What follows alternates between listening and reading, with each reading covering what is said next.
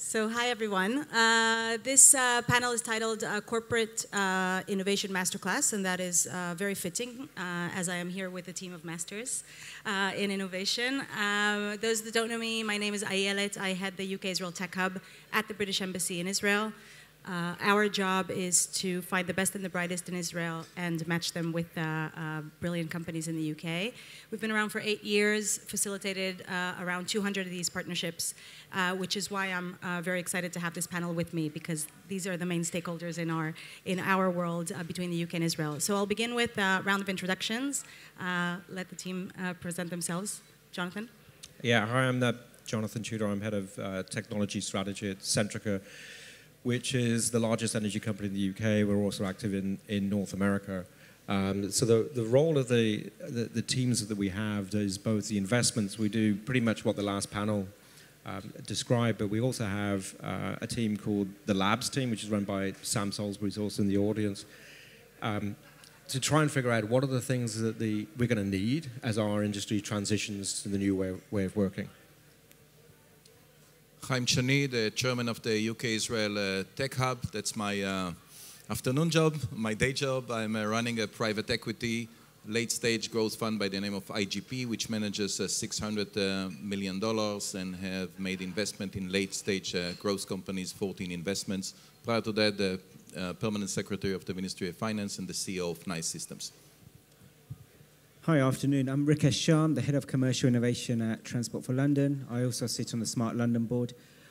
Transport for London, for those of you that don't know it, is responsible for 31 million journeys every day in the city. My primary role is to focus on two things. Mobility is changing and lots of disruptions coming in. How do we set ourselves up in the city to deal with the new mobility? And secondly, we're a large spender too, so how do we start bringing innovation into our supply chain to solve some of London's challenges? Good afternoon, I'm John Stewart from the Royal Bank of Scotland. I run our teams around the world that engage with the ecosystems and look for new technologies, startups, ideas, crazy people that can help us solve problems inside the bank. Great. Thank you all for joining. So Chaim, I'll start with you, if that's okay. Obviously, you bring the whole span from government perspective to private sector, now as an investor, previously as a CEO. Can you tell us a bit about, so why is government interested in this kind of corporate startup? Is this a real nudge? Is this a relevant nudge that government is trying to get corporates and startups to work together? Is there value in the private sector in this? Yes, I'll probably give you two answers. One will be a high level and one will be a little bit more detailed. The hub was founded by an initiative from Prime Minister David Cameron and Prime Minister Netanyahu to collaborate between the Israeli innovation ecosystem and British corporation, assuming that there is a lot of things that can be done.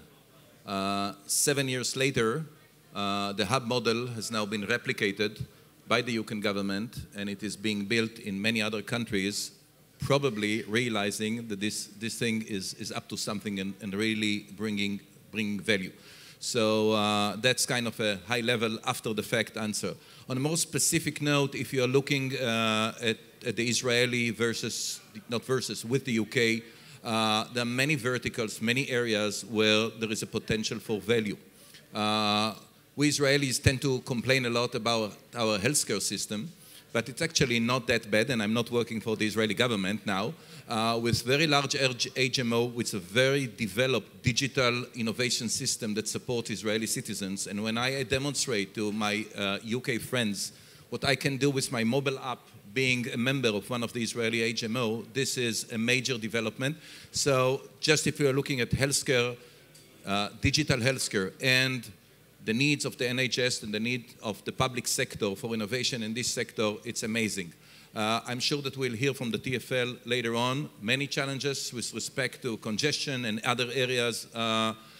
Looking at today's Israeli innovation system, hundreds of companies ranging from the big ones, the Mobileye and the Waze that everyone is familiar with, but there are hundreds of companies in the mobility, autonomous cars, smart cities, again, an area which is on top of the agenda of government. And the need for a government organization that government-led organization that will think like the private sector, like us, and foster this collaboration, I think there is a significant opportunity there.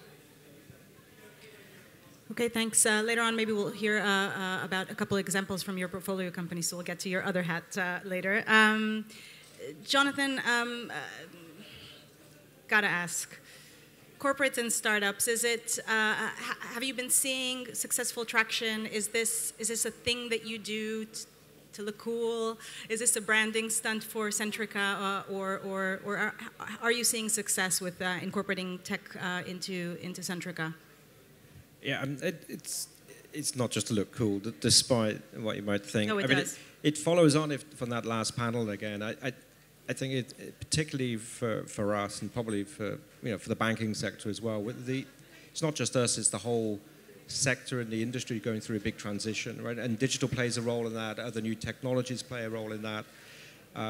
Government policy starts to accelerate that. And so one of the things that we're facing here in the UK, if you just look at what we've already mentioned, mobility electrifying at an astonishing rate. The world's trying to decarbonize, right? And both those are intrinsic energy forms that we need to manage better. So if we're going to, in the UK, heat houses, or in Israel, cool houses, right? That's a form of energy you need to manage. And new technologies play a massive role in that. And there's now clearly defined problems that entrepreneurs can understand and start to say, hey, I know how to tackle that. I've got an idea. And so us being able to know the problems and know how the industry side of that works, then we can have a much more informed conversation with the founders and founders with us about, you've got an amazing, astonishing idea. Let us help you figure out how you assimilate that into our industry. And that we become the gateway into helping them scale and helping them grow. And to some extent, we're also the police, right? Because it's a cliche, and they'll always say, culture will eat innovation for breakfast. And it does. And so part of our team's responsibility, in a way, is to safeguard a founder that coming in, that we don't burden them with SAP systems, that we can make it easy, we can facilitate it, and be honest about this is all we can commit to doing, because otherwise, don't count on us to deliver your growth. You've got to do that yourself. Yeah. John, RBS are doing a lot in Israel and globally. What works for you? How do you get technology into production in the most efficient way so that you don't miss the good stuff? So look, what works for us is really two things. One is the technology, because the model's been broken for many years in the traditional supply chain, where large corporates like ourselves have sold to us. We've now turned that model on its head in the startup world, and it's very problem statement led. So we're going out to markets like in Israel and saying, these are the problems that we have. How can you, the entrepreneurs, help us to solve them? But I mean, even that is still relatively straightforward, and we've tried to make it simpler for entrepreneurs to actually work with us. But the other thing that the entrepreneurs bring, and I think sometimes you don't realize this, they bring mindset, because without changing the mindset of our senior leaders, nothing's going to happen.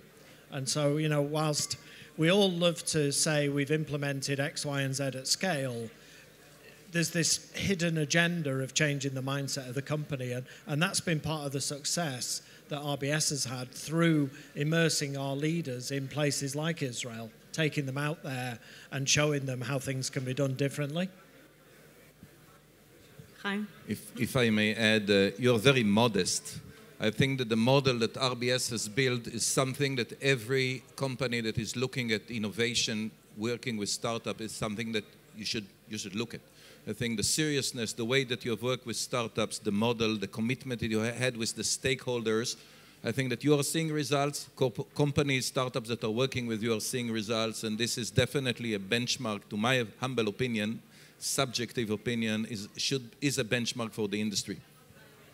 Thank you. We're very fortunate to have your support. The other thing is we've got lots of problems to solve, so please bring solutions. Rikesh, how is it in the public sector? Can startups change the mindset of public sector? Do you have any interesting programs to allow that to happen for real? Yeah, I think building on the points that colleagues have made, I agree with everything. And for us, traditionally, the way we innovated was we either innovated through our tier one suppliers, so some of the big suppliers, or we innovated internally, and we just threw lots of resource at it. And then around 8-9 years ago, we started to release open data in London. And what we very quickly realized is actually people could use that data, particularly startups, and create new products and create value for London. So very quickly, building on that, what we've started to see is whether it's Waze, and we have a partnership with Waze, or Move It, or Mobileye, there's companies in Israel now that's solving some of our problems. And I think there's 3 or 4 things that's been a challenge for us, just building on points from colleagues. One is absolutely build the right problem statement. Because sometimes someone senior may say that that's the problem statement, when in fact, the problem statement is something else. I think the second area is you have to scout internationally. And you've got to open up your problem statements to anyone in the world. The third area for us, which is a challenge because we're a public body, is the procurement process. So what we do now is we work back to front. We think about scaling and then work back to piloting, then work back to prototyping, and then work back to launching a campaign, rather than doing it the other way, because if we do it the other way, we get stuck. And the final area is you've got to create an opportunity to pivot and pilot. So I think we're learning along the way, but we've seen some value. Excellent. Chaim, can I ask you from the other side of your the day job, the morning job? Quite a few of your companies in your portfolio at IGP have been working with the UK. Can you share a perspective from the company side, or more again from the investor side that's helping the companies get there, how they work their way through working with UK companies?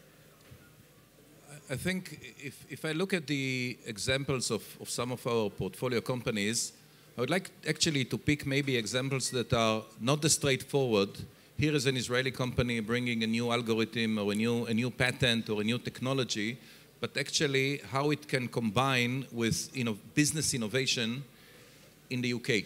Because we typically think of us as innovator in products. I think it's important that we realize that there's a lot of business innovation in many areas, different areas that are affecting or are happening here in the UK market. And I'll pick just 3 quick examples. In the insurance market, the UK is one of the most competitive market, which is good for consumers. Portfolio companies of ours by the name of Ernix is an engine behind some of the competitive pricing models that allowed corporation insurance companies like RSA, Lloyd's and others to be competitive in the pricing. And again, this is good for the companies, but also good, of course, for the market. If we're looking at public safety or safety safety in general, the UK is one of the best countries in implementing safety systems relative to what we are seeing in other areas, in transportation, for example. So a company like Greenwood helps the First Group and Stagecoach, which are the biggest operators of bus, to be much safer in the way they operate. And believe it or not, the Met Police is relatively advanced compared to many other countries in implementing digital intelligence, and this is in general happening in the UK, and we are seeing Israeli companies like Celebrate helping public safety organizations in this country do better digital intelligent work by implementing new models. Fantastic, that's substantial. I want to ask a bit about the global scouting, and Rikesh, you were referring to your programs looking for companies around the world. John, obviously, you're looking all over, kind of around the panel. Maybe an obvious one. What makes Israeli startups more interesting than, well, maybe less interesting, but what do Israeli startups stand out in your kind of global view when you're looking across the world, and how resource heavy is it to be looking everywhere else except for home to incorporate companies into your businesses? Look, for us, we've got a massive issue. I was with Ross, our CEO, the other day, and somebody said to him, what's the number one issue? And without even thinking, he just said cyber. So, the banks, we've got the money, and therefore the criminals are after it. And we regard Israel as right up there in terms of a partner that's helping us to keep our customers, their money, their data, our data, safe and secure, and we could not have done it without Israel. Existing suppliers just didn't fill all the gaps, and the bad guys and the bad girls are just getting ahead of the game. And without companies that we've worked with, we've publicly said we're working with BioCatch, with Nuance. There are others that we haven't named.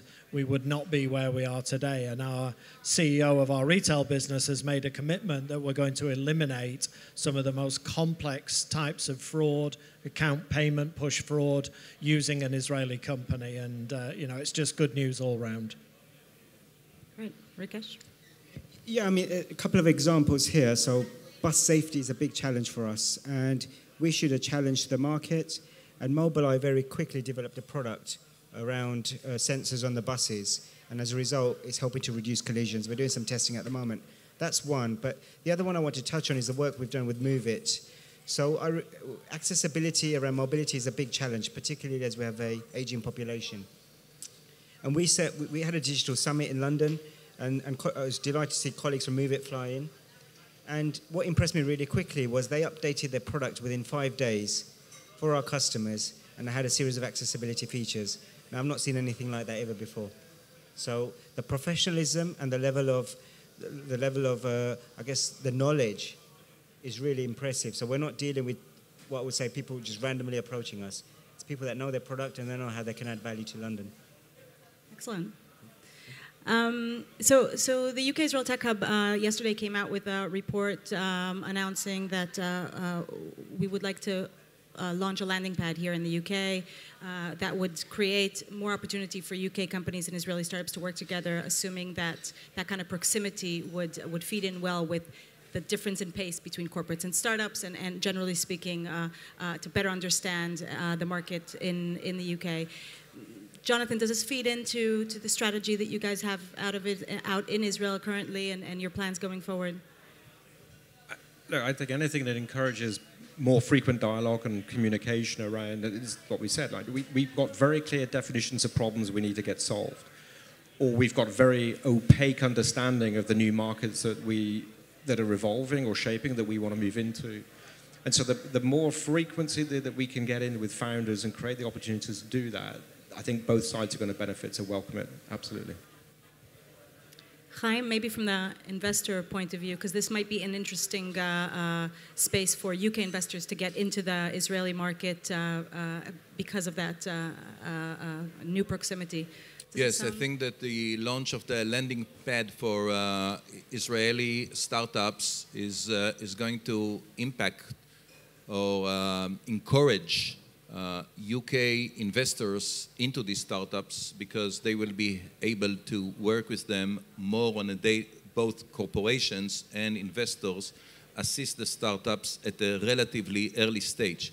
So if I'm an Israeli startup, I'm based in Israel, and I have some of my investors from the UK, and I'm putting some of my staff, typically my EMEA headquarters in the UK, working with UK companies, my UK investor will be able to assist me at a relatively earlier stage, which is obviously a good thing. So we are very proud to announce it, and we will see the outcome, I'm sure, next year. Fantastic. Rikesh, maybe would this feed in well with the programs that you keep bringing out? Yes, and I think just building on this, I think there's an opportunity for more city-to-city collaboration. And potentially, how do we also engage with the venture capitalists, the other corporates in Israel, as well as the accelerators and startups? Because I think if we've got eyes and ears out there that are helping us, it makes our life easier. Fantastic. Thank you, gentlemen. I think we're 30 seconds ahead of schedule, which is one to be proud of just before the lunch break. So thank you for joining. Please thank our panel. Thank you.